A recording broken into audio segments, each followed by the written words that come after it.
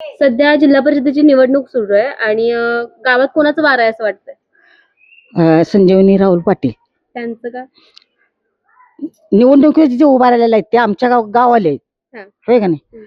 मग ते संजीवनी राहुल पाटलांचे उभा राहिलेले आहेत आणि त्याने आम्हाला सहकार्य भरपूर केले आणि आम्ही पण त्याला सहकार्य भरपूर करणार.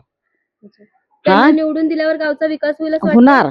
होणारच आणि ते माणूस करण्यासारखाच आहे. हा, म्हणजे गावातल्या समस्या सुटतील सगळ्या. हा, आणि आम्हाला सहकार्य भरपूर केलेलं आहे. आम्ही न पैसे खर्च करता आम्हाला निवडून आणले तिने. म्हणजे आम्हाला त्यांची साथ भरपूर आहे आणि कडेपासून त्यांची साथ आहे आम्हाला. आम्ही कवा इकडे तिकडे हल्लो नाही आणि इथून पुढे पण हलणार नाही. बरोबर आहे की नाही?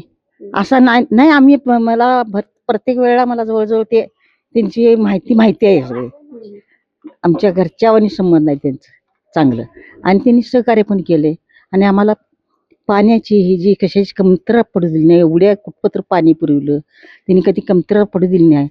जवळजवळ 20 वर्षे झाली का नाही पाण्याला आम्हाला कधी कमी पडू दिली नाही. एका रात्रीत वाघाने त्या पाण्याने आम्हाला पाजली.